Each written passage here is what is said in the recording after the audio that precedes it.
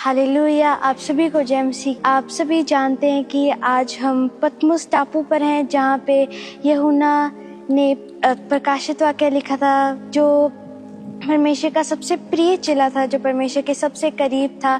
उसको जब यहाँ पे सज़ा दी गई थी, तो वो जब यहाँ पे आया तो उसने जब प्रेयर स्टार्ट की, मुश्किल समय में भी परमेश्वर के करीब रहा, और तब प्रभु यीशु मसीह ने उस पर रेवलेशंस को जाहिर किया। और प्रकाशित वाक्य बुक यूहन्ना ने इस पतमुस टापू पर लिखी थी। और अगर हम भी अपनी मुश्किल सिचुएशंस में परमेश्वर के साथ रहते हैं, तो परमेश्वर हमारे ऊपर अपने गहरे भेदों को जाहिर करते हैं, जैसे परमेश्वर ने यूहन्ना के ऊपर अपने गहरे भेदों को जाहिर किया था। तो जब यूहन्ना का इन्फ्लुएंस वहाँ पे बढ़ने लगा, तो वहाँ की गवर्नमेंट्स, वहाँ की अथॉरिटीज़ डर गई, और यूहन्ना को उन्होंने एक उबलते हुए तेल में डाल दिया, पर यूहन्ना का बाल भी बांका नहीं हुआ, उसे एक भी चोट नहीं आई।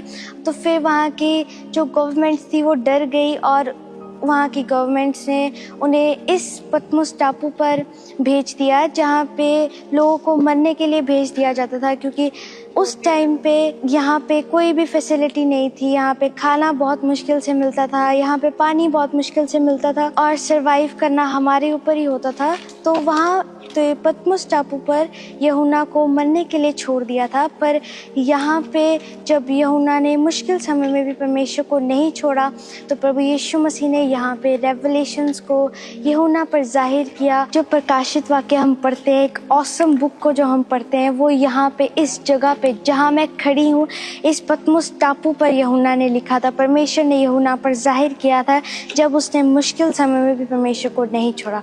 तो अगर हम भी मुश्किल समय में भी परमेश्वर को ना छोड़ें, तो परमेश्वर अपने गहरे भेदों को हम पर जाहिर करता है, और परमेश्वर हमें बढ़ाता है, अपने कामों के लिए हमें इस्तेमाल करता है। हालेलुया। तो आज से आपने जैसी भी सिचुएशंस आपकी लाइफ में हो, यूहन्ना की तरह परमेश्वर में अड़े और खड़े रहना है। यूहन्ना की तरह ही परमेश्वर को नहीं छोड़ना, प्रेयर्स नहीं छोड़नी, बाइबल पढ़ना नहीं छोड़ना। अगर आप ये सब चीज़ें अपनी लाइफ में फॉलो करेंगे, तो परमेश्वर भी आपको अपनी रेवलेशंस के साथ ब्लेस करेगा। हालेलुया। आइए हम प्रार्थना में चलते हैं।